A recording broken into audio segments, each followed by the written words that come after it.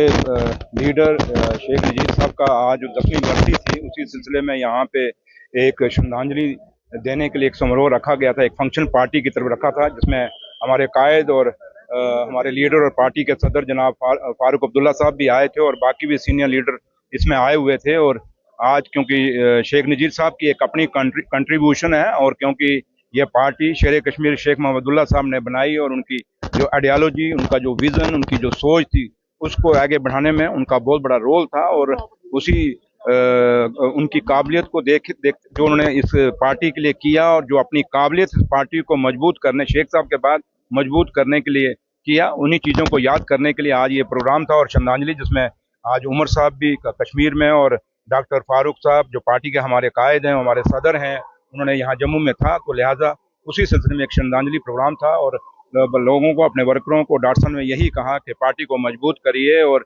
जो हमारे लीडरों के बताए हुए रास्ते हैं उन रास्तों पे चलिए और पार्टी को मजबूत करना है। क्योंकि आज जम्मू कश्मीर में उमर अब्दुल्ला सरकार जो बनी हुई है, ये वो सरकार है जिनको एक टूटा फूटा एक स्टेट मिली है और जिसमें एक बिगड़ा हुआ निज़ाम है और एक सिस्टम को सुधारने की ज़रूरत है। तो इसलिए उसमें पार्टी के जो हमारे वर्कर हैं, कार्यकर्ता हैं, उनके भी सहयोग की ज़रूरत है।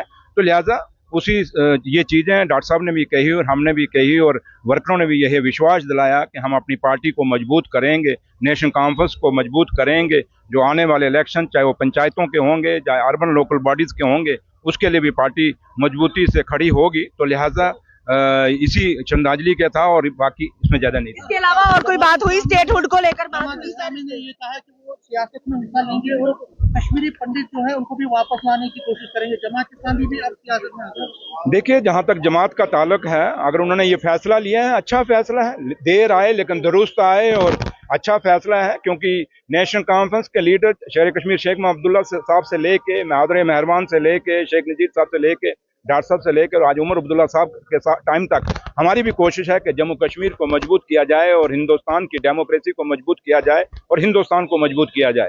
तो लिहाजा अगर उनका ये फैसला है तो अच्छा फैसला है, लेकिन देर आए दुरुस्त आए और उम्मीद करेंगे कि जो वो कह रहे हैं वो पूरा करेंगे। और जहाँ तक कश्मीरी पंडितों का ताल्लुक है, कश्मीरी पंडितों के लिए नेशनल कॉन्फ्रेंस एक बड़े 1996 से लेकर आज तक हमेशा उसकी कोशिश रही है कि कश्मीरी पंडित जो हमारी एक हिस्सा हैं, एक अंग हैं जम्मू कश्मीर के कल्चर का, इसकी संस्कृति की, इसकी सभ्यता का, और इनका कश्मीर में जाना बहुत जरूरी है। और नेशनल कॉन्फ्रेंस ने हमेशा ये कहा है और नेशनल कॉन्फ्रेंस हमेशा इसलिए जंग लड़ रही है और कोशिश कर रही है कि कश्मीरी पंडितों को वापस लाएं। शराबबंदी पे पीडीपी ने सिग्नेचर शुरू किया है और ये कह रहे हैं कि सभी जगहों पे जम्मू कश्मीर में शराबबंदी। समीर साहब, ये आपको याद होगा, मैं थोड़ा याद दिलाना दूंगा, जब 2014 में ये सरकार में थे, 15-16 में एक बिल आया था वहां पे बीजेपी ने और उन्होंने लाया था, तो वो चीफ मिनिस्टर थी, उसको किसने रोका था? महबूबा जी को। महबूबा जी को कहिए, आपके कारण जम्मू कश्मीर को ये नुकसान हुआ है।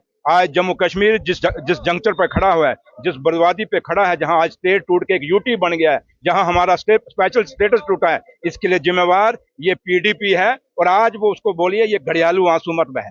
हम जानते हैं आज जरूरत क्या है। देखिए, शराब का हमने हमेशा कहा शराब बंद होना चाहिए, लेकिन शराब के साथ साथ आज सबसे बड़ा मसला चिट्टे का बन गया है, ड्रग्स का बन गया है। जम्मू शहर के अंदर जो क्राइम बढ़ गया है, ये मुद्दे हैं आज। इसलिए आज सबसे बड़ी बात है, अगर आपको रोकने की जरूरत है, बच्चे को रोकने की जरूरत है, तो हमारी जो नस्लें खराब हो रही हैं ये चिट्टे के साथ जुड़ के, नशे के साथ, उस पर बोलिए तो बात नहीं करते। तो ये जो नशा, चिट्टा, ये सब कुछ जो ये बुरा दौर जम्मू कश्मीर का आया, वो लोग जो जिम्मेवार हैं इसके लिए, वो आज नेशनल कॉन्फ्रेंस को सब दिखाएंगे रास्ता किसमें। उनको कहिए आप अपना घर संभालिए। हम जानते हैं कि पार्टी को कैसे मजबूत रखना है, हम जानते हैं कि जम्मू कश्मीर को कैसे मजबूत रखना है, हम जानते हैं कि हिंदुस्तान को कैसे मजबूत। ये वही हैं जो कहते थे कि तिरंगे को कोई नहीं यहाँ कांधा देने वाला नहीं होगा, और नेशनल कॉन्फ्रेंस ने हमेशा तिरंगे की कदर की है। Thank you.